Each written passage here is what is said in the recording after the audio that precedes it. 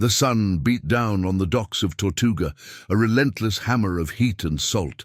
The air, thick with the scent of rum, tar, and unwashed men, swirled around Liam as he leaned against a post, his gaze sweeping over the chaotic harbour.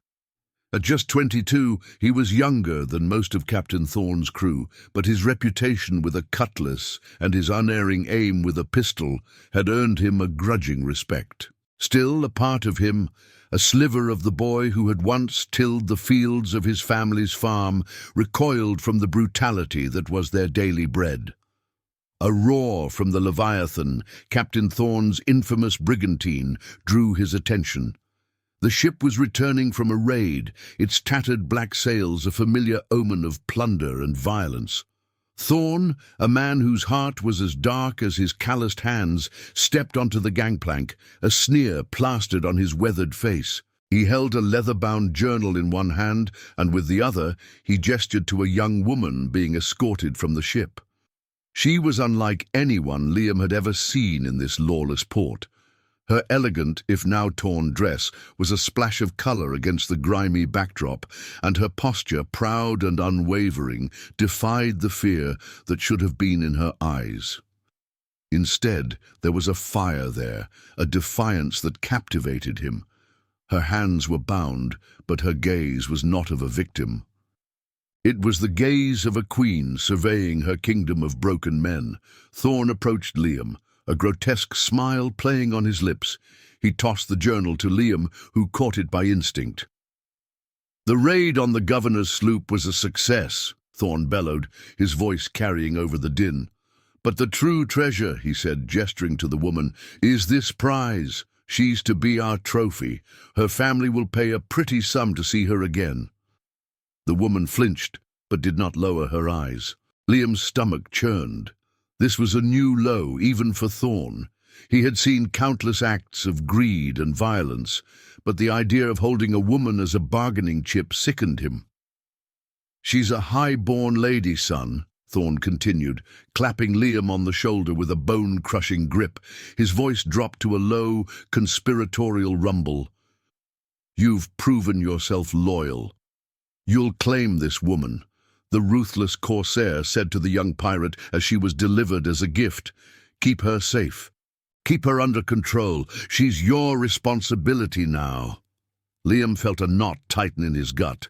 The crew's leering faces were a testament to their expectations. He looked from Thorne to the woman.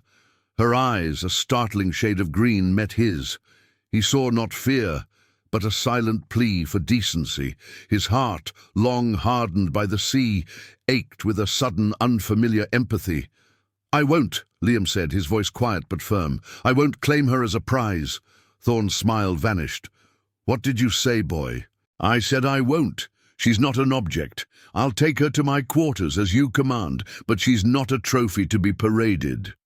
He met Thorne's glare with a cold defiance of his own. The captain's eyes narrowed, a silent warning passing between them. Thorne turned, a muscle in his jaw ticking. "So be it," he snarled, "but remember who you are. Remember what we are." With that, he stalked away, his heavy boots thudding against the planks. Liam walked to the woman, his mind racing. He saw a flicker of relief in her eyes.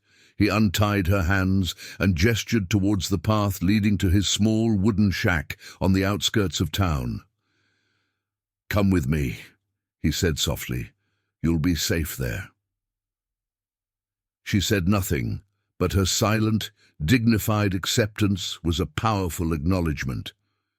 As they walked, Liam felt the weight of Thorne's words and the unexpected weight of responsibility settle on his shoulders. He didn't know who she was or why she was a target, but he knew one thing with absolute certainty. He would not let her become just another casualty of this life. She was a person, and she would be treated with a respect that had long been forgotten in this forgotten corner of the world. For the next few days, Liam's shack became a strange haven. The small Spartan room, usually a testament to his solitary existence, now held a shared silence. He had given the woman his bedroll, sleeping himself in a hammock he strung up. She had introduced herself as Ilara, a name that sounded as elegant as her bearing. She spoke little at first, but her quiet resilience intrigued him. One evening, as a tropical downpour hammered against the roof, she finally broke her silence. "You're not like them," she said, her voice surprisingly soft. "No one is like Thorn," Liam replied, sitting on a wooden crate and cleaning his pistol. "He's a different breed of monster." "I meant you don't treat people like property." Her gaze was steady. "Why?" Liam paused, running a cloth over the pistol's barrel. "Before this life, I was a farmer. My family's land was on the coast. A hurricane swept it all away. I lost everything, my family, everything. I joined a pirate crew because I had nowhere else to go. I'm a pirate, but I'm not Thorn. There's a line I won't cross." Ilara's expression softened. "My family. We lived in the city. My father was a cartographer, and he discovered a vast illegal trade network run by a high-ranking official.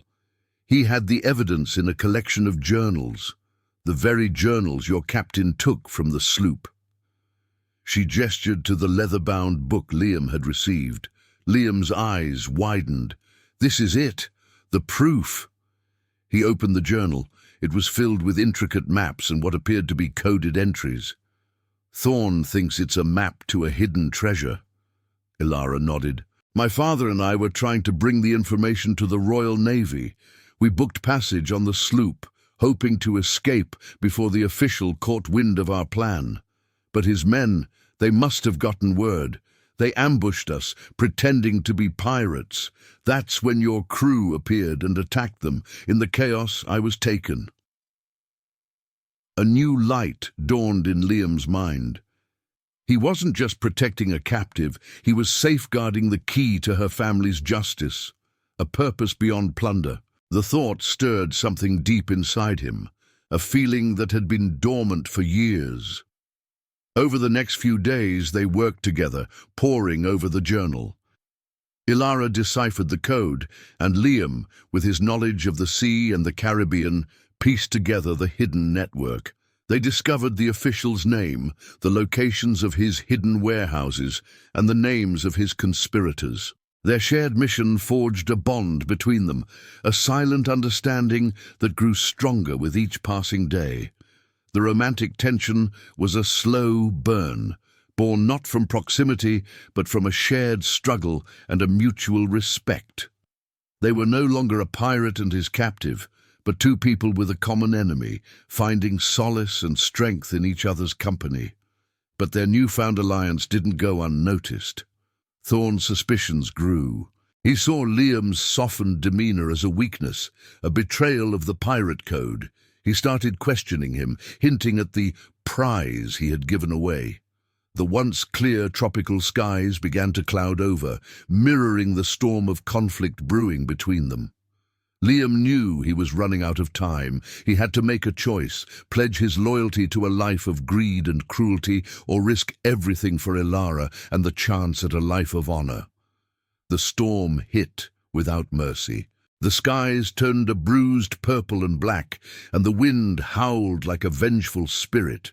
The Leviathan, moored in the harbor, was a toy in the hands of the raging sea.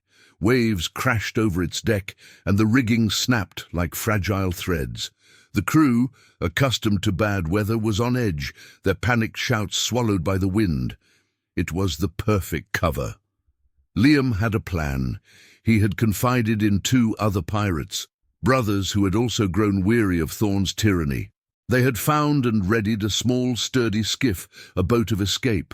They would make their move while Thorn and the rest of the crew were distracted by the fury of the storm. "Are you sure about this?" Ilara asked, her voice barely audible over the gale. She clutched the journal to her chest, her knuckles white. "I am," Liam said, his hand resting on the hilt of his cutlass. "It's the only way. He'll never let you go, and I won't let him keep you."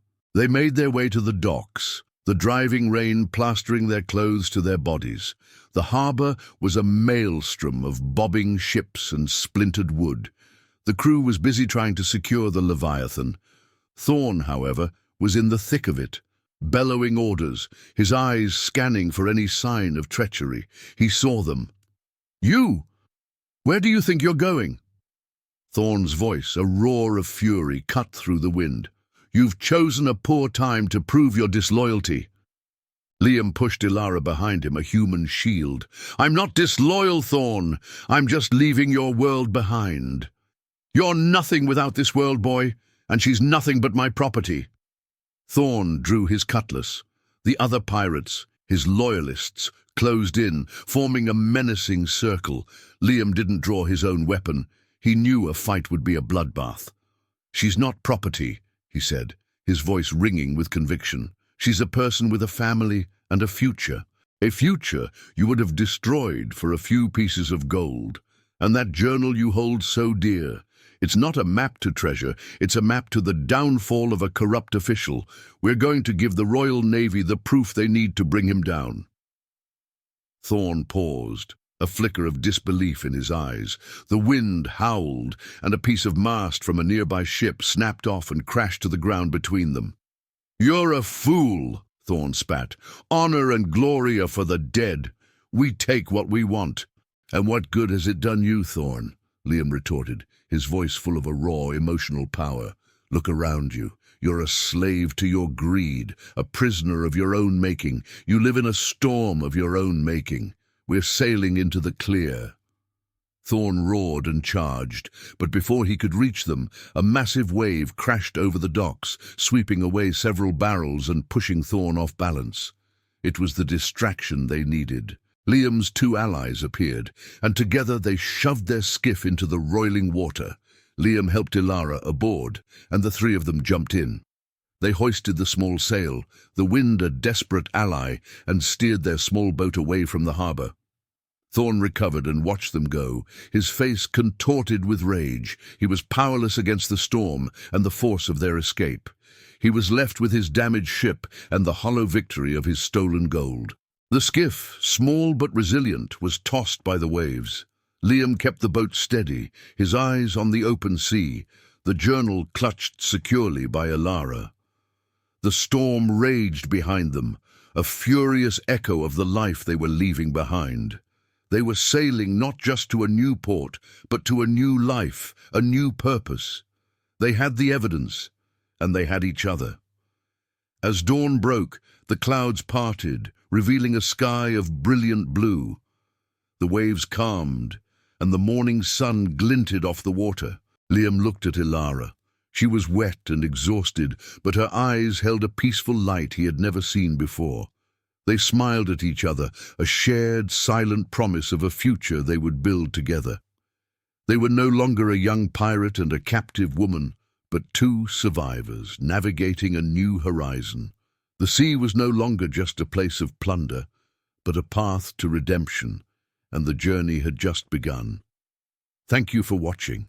If you were captivated by the story of Liam and Ilara, don't miss our next adventure. Be sure to hit that subscribe button and turn on notifications so you don't miss a single tale.